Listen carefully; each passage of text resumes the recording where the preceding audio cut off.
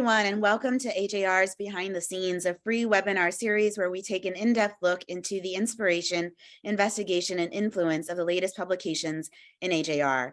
Today, I'm very excited to have three amazing physicians with us today, Dr. Constance Lehman, Leslie Lamb, and Dr. Gary Wang from MGB, and they will be talking about their recent AJR publication, Screening Mammography Recovery After the COVID-19 Pandemic Facility Closures, Associations of Facility Access, and Racial and Ethnic Screening Disparities.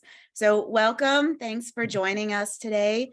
This is a very big topic, and I think it has interest across all radiology subspecialties in terms of post-pandemic reconstruction and also addressing diversity issues in our field. So I just want to have you guys start off and tell us more about your paper and what the impact of the pandemic on screening mammography was in your study. Well, thanks so much, Swati. We're just so happy to be here and share our findings and our experience. And what we're really hopeful is that what we identified during our screening mammography recovery after the COVID-19 pandemic closures and these screening disparities that were exacerbated by the pandemic, that what we can share is how we believe we were able to mitigate that, strategies to increase access and targeting facilities serving vulnerable patient populations. So we really hope this sparks discussion amongst the folks watching and also sharing, best practices. So this shows the impact of the pandemic on our Mass General Hospital mammography screening program. The middle slide here shows the really dramatic closures, and that was the spring of 2020. When we reopened, we were pleased to see this volume rise rapidly, and it was that early, sort of from the reopening in late May through June, July, that we really focused on what was happening during those 2 months. What happened at Mass General really reflected national trends. So on the far left, these are daily mammogram counts among patients covered by United Health. 2018 and 19, the gray and the blue bars, very steady volumes across the sites from February 2020 through the summer of August 2020 along here. But in 2020 with the pandemic, you saw this same thing at Mass General, complete closures and then the recovery.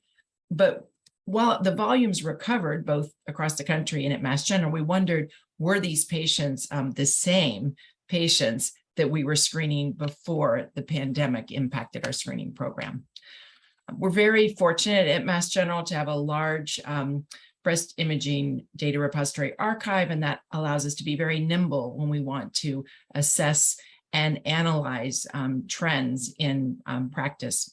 So what we did was we selected a 2-month period, May 26 to July 26, in each of 4 years, 2018 and 2019, before the pandemic. 2020, that period of time was during the early phase of reopening, and then 2021 was what we call the late recovery. So this was a full year later after we had reopened after the pandemic, and then we could dive in and study these different time periods. Interesting. And so were the rates balanced across races? Yeah, so over the years, the MGH screening population consists of roughly 84% of patients who self-identify as white and about 16% of patients who self-identify as races other than white. And that includes patients who identify as African American or Black, Asian or Pacific Islander or Hispanic. But for the purposes of our paper, given the very large percentage of patients who self-identified as white, we classified race and ethnicity in a binary manner as white or patients with races other than white. And so if we go to the next slide, here's a graph showing our weekly screening mammography volumes in the first 2 months of our COVID recovery. So from May to July in 2020 and 2021. The solid lines represent our early recovery in 2020, and the dashed lines represent our later recovery in 2021. So the yellow lines represent white patients and the blue lines represent races other than white. So we were looking to recover to the same pre-COVID screening mammography levels, which is demarcated by the red line. So in our early recovery in 2020, the impact on our patients with races other than white was more severe than on our patients who identified as white. But in our later recovery in 2021, both our white patients and races other than white achieved recovery. And by the end, races other than white actually started to exceed our pre-pandemic levels. So overall, our recovery was faster in patients who identified as white, but we did eventually recover in races other than white. Wow, that's really interesting data. What do you think are contributing factors for this trend? Yeah, so amidst constraints upon reopening, we were working very hard to try to implement various programs across our campuses to try to mitigate existing disparities and also to prevent greater disparities from forming. So we had innovative workflows in place, such as a Pink Card program, and that program allows healthcare providers to offer same-day walk-in screening mammography appointments during routine in-office clinical visits. We also had an immediate read screening program that provides patients with the results of their screening mammogram immediately at the time of their visit. And then if they require any diagnostic imaging or a biopsy even, we made every effort to perform it that day at the time of their visit. And then finally, we were very focused on trying to expand access and also increasing availability of our screening appointments on the evenings and then on the weekends within our system constraints, of course. We know that scheduling flexibility may be particularly beneficial for socioeconomically disadvantaged patient populations. So those are just some of the factors we think may have contributed to our recovery. It seems from your results that your interventions were successful, which is fantastic. In addition to race, you compared screening numbers across facilities. Why was that, and what did you find? I'm happy to answer this question and describe our findings.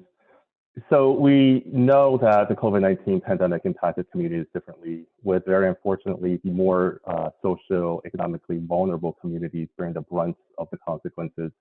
We also knew that our screening facilities are located among communities that differ sometimes quite drastically along socioeconomic lines from each other.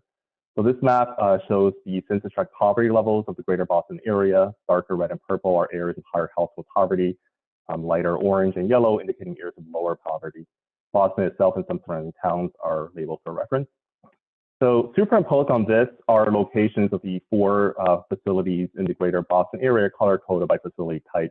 And from this, you can appreciate that the Community Health Center and the Academic Medical Center, the blue and the red, are located among and within the more socioeconomically disadvantaged communities compared to our suburban hospitals. And these differences across our screening facilities and their neighboring communities led us to investigate whether screening volume recovery also differed by facility.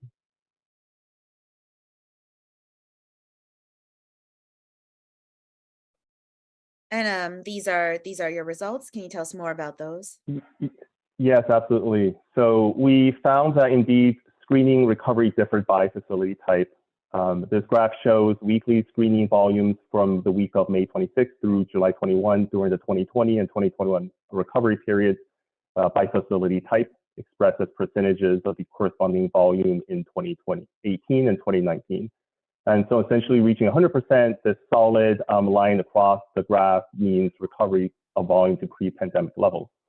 The solid lines are 2020 periods and the dashed lines are 2021. Yellow are suburban, red is academic medical center, and then blue is the community health center.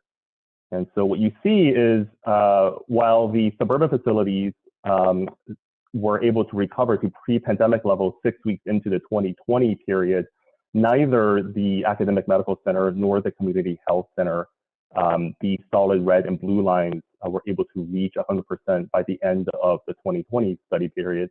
During the 2021 period, the community health center did reach pre-pandemic levels and the academic center approached, but did not quite reach the pre-pandemic levels. The next slide, please. So even within facility type, we did also observe differences in the race and ethnicity composition of the screening population across periods, as well as the utilization of Saturday screening appointments. So first, the race and ethnicity. Across all facility types, we saw an increase in the proportion of white patients in 2020 compared to pre-periods. This was perhaps most pronounced, this increase in our community health center, where pre-pandemic, it was about 65% were white. And then during 2020, actually 73% of the patient composition at the community health center were white, going back down to pre-pandemic levels in 2021 across all facility types. Now, in terms of Saturday screening appointments, which we know that evenings and Saturday appointments can benefit and be perhaps easier access by more vulnerable populations who may have difficulty accessing weekday appointments, and that facility type also differed in resuming the Saturday screening. At the academic medical centers, the proportion of mammograms performed on Saturdays decreased during 2020 recovery compared to pre-pandemic figures, and then actually the community health center was unable to perform at all Saturday screening during either of the 2020 or the 2021 periods. In contrast, the proportion of Saturday appointments was actually similar across all periods at the suburban facility. Wow. So in terms of next steps, what are your research goals or continuation of this project into 2023? Carrie, do you want to take that, especially as you've been talking about the facility variation? Yes, absolutely. So we have certainly taken a hard look at the differences in patient compositions and access and recovery at our sites and with our communities. And there's certainly a strong push and a lot of buy-in in trying to expand screening mammography capacity within the communities really hardest hit by the pandemic, specifically those in and around the community health center as well. Specifically, we're also trying to increase collaborative care between population health management, the PCP practices at the community health centers, as well as our screening program, just to be able to identify additional barriers and facilitators of screening for their population. That's great. I see we have a question from the audience, so I will just read the question out loud. In the discussion of the paper, a comment was made about how on reopening, we initially invited patients at high risk to return to the screening program according to the government mandate. However, traditional risk assessment models have been shown to favor patients who are white and to underestimate risk in patients of races other than white. And so the question is if you can speak about this risk assessment model and what would you recommend could be changed about it to better reflect risk? No, this is a specific area of research expertise and interest of Dr. Lamb, so I might ask her for her thoughts. We can all discuss it, but I'd love to have her lead. Yeah, absolutely. So we know that there are limitations in traditional risk assessment models and their ability to predict risk, particularly in patients of color. So their limitations, they tend to underestimate risk in our Black patient population, for example. And so we have an AI risk assessment model, which has performed equally across races that run on all screening mammograms that are obtained at our facility at MGH at the time of the screening mammogram. And so when we reopened, we basically used our risk assessment model to triage patients and to call patients back, to invite them back to screening mammogram based on their AI risk assessment value. Connie, did you want to? Yeah, absolutely. And it sort of makes sense that there's some racial bias within the traditional risk models because the traditional risk models were built on European Caucasian women, and many of the inputs into the model are heavily biased by social determinants of just even access in healthcare. For example, if you've had prior benign breast biopsies or or other factors. So we're very excited to have identified and amplified an understanding of the problem with the racial and ethnic biases of traditional risk models, but also feeling that we may have an opportunity by leveraging deep learning techniques to really extract data from every woman's screening mammogram to be able to enhance our ability to predict future breast cancer occurrence. That's great. And just as a follow-up question, do you have advice for other radiologists, maybe in other subspecialties who want to do research on racial and ethnic disparities and where to begin? What kind of challenges might one face and how can we learn from you to do impactful research? And what I think is really exciting is how much interest there is across so many different academic and non-academic healthcare systems to address racial and ethnic disparities. And so I would say really trying to join those committees and those groups that are tackling the disparities and understanding from the multiple disciplines out there, the primary care providers, our colleagues across disciplines, our epidemiologists, the databases they have, the questions they're trying to address. I think my experience has been they welcome with open arms radiologists that are interested in engaging and sharing the databases that they have and the approaches that they're trying to take to support equitable access. Gary, I'd love for you to chime in on that as well. Yeah, I can't agree with that more. You know, I think we're at the point where I understand that some of the barriers, and certainly some of the barriers raised by the pandemic, are really pretty hard-baked into not just our healthcare systems, but to our society as a whole. Really, you know, the consequences of historical injustices that have propagated through the years. And there's just no way to solve it within our silos. And I think there's a lot of benefit in reaching across, you know, out of radiology and figure out with the community health workers and with the primary care physicians, and, you know, and obviously also even within our department to talk to our frontline staff, our schedulers, our the people checking patients in, the ones who actually see firsthand how hard it could be for some patients to come in, and, you know, have sort of grassroots solutions that come out from those in our department who interact the closest with patients in our communities. And to try to create solutions that are truly collaborative in nature, not those that, you know, we come up with, but maybe could be hard to implement in the real world settings of really a practical impact in the clinic setting, certainly among some of our, you know, most disadvantaged communities. Absolutely. Leslie, do you have any advice for some of our younger radiologists, the medical students, the residents, the fellows, junior faculty who are interested in academic careers and maybe curious about where to start with academics, where to start with research and publications, and also how to achieve work-life balance, which I know is a big question? Yeah, so first, I think it's so important to truly love what you do every day.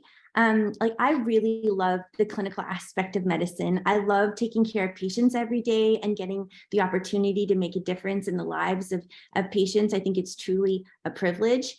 But I also love the idea of making a larger impact to help guide patient care. And that's what really motivated me to pursue a career in academics where I could do both. But I really wanted to do clinically impactful research, not just research to do research. And as a physician scientist, I think it's so exciting. We get to make observations in the clinic and ask questions about what we're seeing, why we're seeing it, and then take it to the research domain and use our findings to make changes and to better guide our patients. And I think it's so important for people interested in research, or, you know, it was very important for me to surround myself with like-minded individuals who really share the passion for research and discovery. And I think it's so important to find a great mentor. I have been so lucky to have amazing mentors like Dr. Lehman, who have been doing this and making such an impact of the field, and who really inspired me to pursue this career path. So just to find people who I would encourage, you know, our young trainees, our up and coming radiologists, to find people that they can identify with and who can help them along the way. That's great advice. Thank you so much. And thank you to all of you for joining us. Again, the paper was recently published in AJR. It's available on the website or with a subscription to the journal. And this webinar will be on YouTube for future consumption. Thank you.